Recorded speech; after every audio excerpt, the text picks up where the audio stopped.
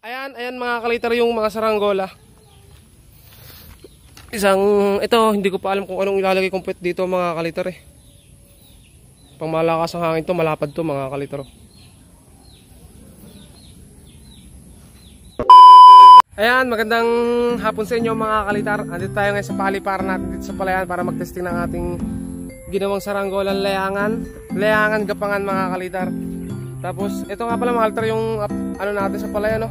Basang-basa yung ating tinutungtungan dito sa palayan kasi umulan mga kalitar kagabi ng malakas. Tapos ngayon mahina yung hangin. At sayang lang talaga yung ano mga kalitar, yung araw, yung liwanag mga kalitar kasi hindi ngayon umulan. Kahit medyo walang hangin, testing natin itong ating saranggola. Tingnan natin kung aangat kasi medyo mabigat itong mga kalitar gawa ng sumba at saka ng ano mga kalitar pabalat. So ito mga kalitar, ganyan kabasa mga kalitar, pati kalsada, pati yung tinutungtungan dito mga kalitar, ito basang-basa rin mga kalitar. Ito nga pala yung saranggola natin mga kalitar. Ayan mga kalitar, layangan gapangan. So tatry natin yan mga kalitar. Tignan natin kung lilipad ba yung saranggolang yan. Ilagay ko lang yung tanse mga kalitar.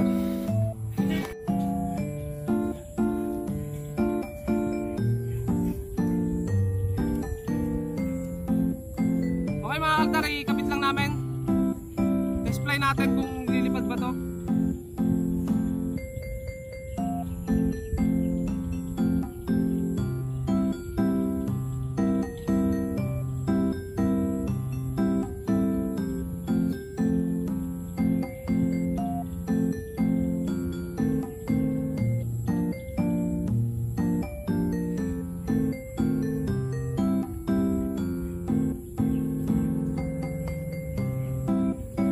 Makakapagpalipad dito kung sakali lilipad mga kalitar.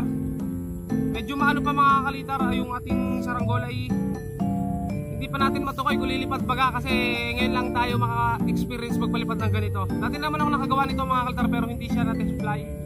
Kaya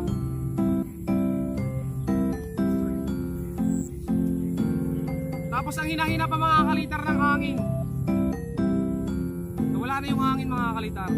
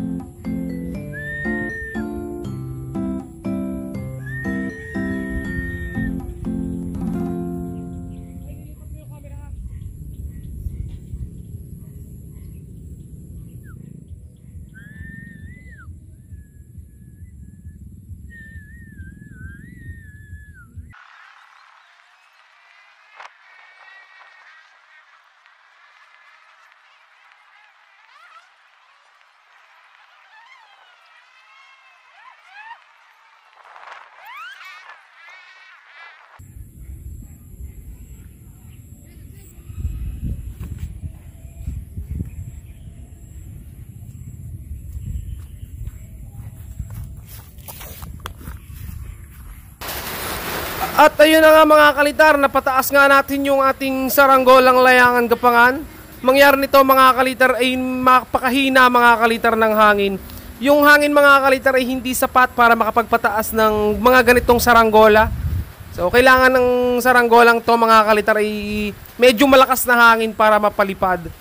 Bali nagpapalutang lang yung saranggola natin kasi napakahirap talaga magpalipad pagka galing sa ulan mga kalitar. Magdamag kasing umulan dito sa amin. Tapos, nung kinabukasan, ngayong araw, mga kalitar, ay humina yung hangin. Hindi gaya nung nagdaang araw, mga kalitar. So, hindi na natin ito papataasin pag bumaba, mga kalitar. Mag-aantay na lang ulit tayo, mga kalitar, ng napakalakas na hangin. Saka natin ulit itetest fly itong ating saranggolang layangan gapangan.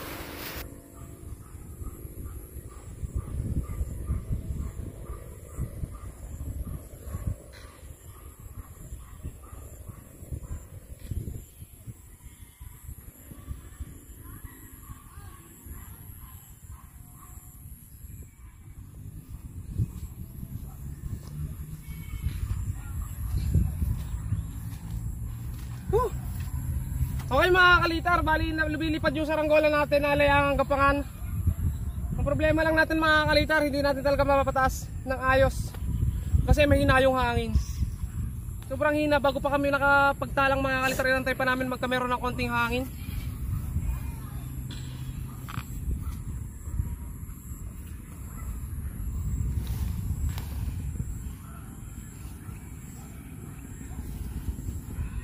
Alisin ko muna mga kalitar.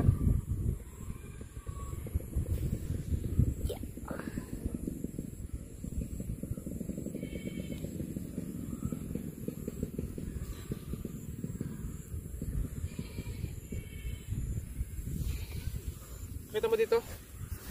Okay mga kalitar, ngayon lang tayo nakapagpalipad ng ganito mga kalitar. At lumilipad naman siya. Ang problema lang talaga mga kalitar yung hangin na lang, sobrang hina. Ito mga kalitar, pakita mo dito yung parasukat. Iba nga pala yung parasukat dito mga kalitar, ganyan. Kung ano yung parasukat mismo ng layangan gapangan, ganoon din yung ginawa natin. Yan mga kalitar, sumisimo yung hangin, kaso mahina talaga. Hindi sapat yung hangin sa saranggolang ganito mga kalitar. Kasi medyo mabigat. Pero ang galing, lumilipad naman siya mga kalitar.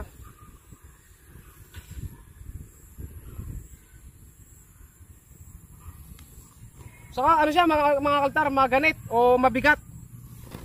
Mabigat yung pagbatak sa kanya. Kasi medyo malapad talaga yung puwet. Pero pala yun mga kalitar. Kaya pala yung mga napapanood natin sa YouTube na mga layangang gapangan, sobrang ganit talaga. Ang kaso nga lang nito mga kalitar, wala pa rin sa tono yung ating sumba. Kasi yung sumba natin mga kalitar ay malambot pa rin yung bawig. Kahit ang laki na mga kalitar. Ito nyo naman mga kalitar. So baka sa isang araw na lang ulit natin test flight to mga kalitar. Pakita ko na lang yung mga ginawa ko ngayon mga kalitar ng saranggola. Ito pinangat lang talaga natin na konti. Tininan ko lang kung aangat talaga siya mga kalitar.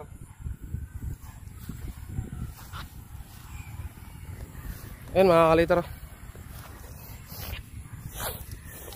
Layangan gapangan mga kalitar. Ang tawag sa saranggolang yan.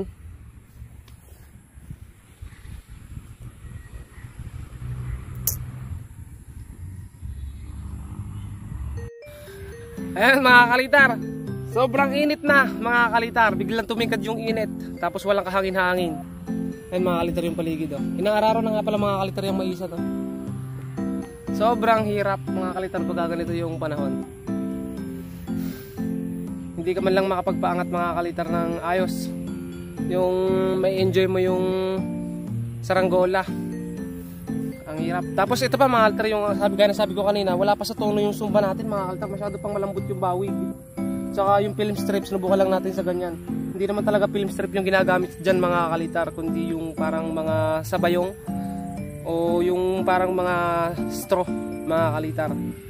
So ito mga kalitar, uwi na lang natin yung saranggola, tapos pakita na lang natin yung mga kinayos natin. Bali yung napabaltan ko na nga pala yung natin mga kalitar, yung isang saranggola na pinakita natin sa vlog natin nung nakaraan.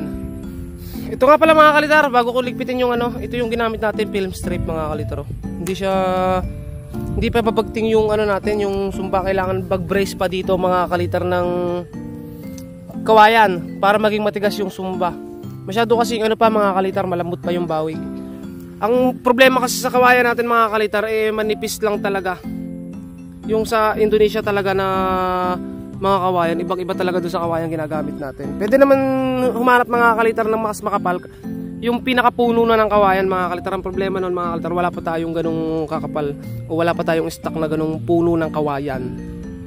O yung pinaka-ilalim mga kalitar, parting ibaba ng kawayan. Ayun mga kalitar. So sunod naman mga kalitar, baka layangan ramraman mga kalitar o layangan ram yung susubukan natin. Hindi lang talaga sapat yung hangin niya, kaya hindi tayo makapalipad ng ayos.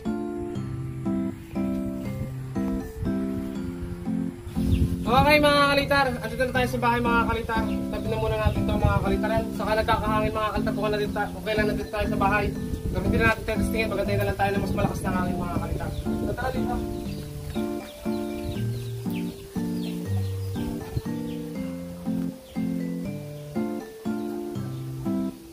Okay mga kalitar, ito, nandito yung ating isang ginawa pa.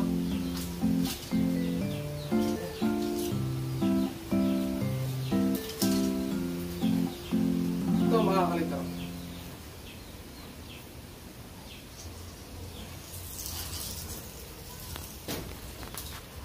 Tapos meron pa tayo dito mantar sa taas. Okay, ipakita natin dito tayo sa labas.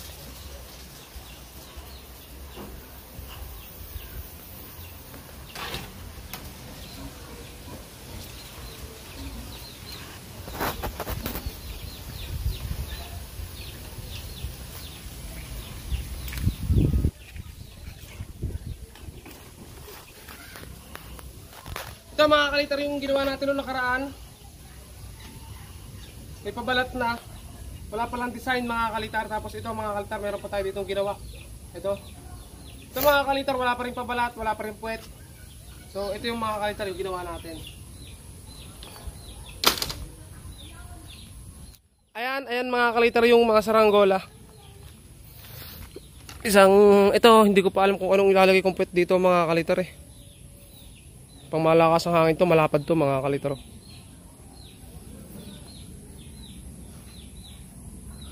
Tapos ito mga kalitar, yung ginawa natin nung nakaraan na binalag natin. May pabalat na siya. Kaso white, lalagyan pa ng design. At ito naman mga kalitar yung tinesting natin, layang gapangan. So isang araw ulit natin testingin mga kalitar yung mga yan, pag ayos na yung ating panahon. Ayan na mga kalitar, bali hanggang doon na lang muna yung videos natin. So kung papataasin ko talaga mga kalitar ang patataasin tapos mahina yung hangin mga kalitar, baka masira lang yung saranggola kasi pag patak nun mga kalitar medyo mabigat, baka mabali lang. Kaya mag-aantay na lang tayo sa sunod ng malakas na hangin mga kalitar para makapag-test fly tayo ng ayos. At ma-test fly na rin natin yung iba mga kalitar na mga ginagawa natin para may upload dito sa YouTube channel natin mga kalitar. So maraming salamat mga kalitar sa pagsama sa akin sa isang simpleng video lang mga kalitar. Kahit hindi tayo masyado nakapag-enjoy sa pagpapalipad. Ayan mga kalitar, hanggang dito na lang. At subscribe mga kalitar nga pala sa mga bago dyan, mga kalitar na subscribers natin. Salamat mga kalitar. Bali hanggang dito na lang mga kalitar yung videos natin. Maraming salamat at subscribe mga kalitar. Huwag nyo laging kakalimutan yan.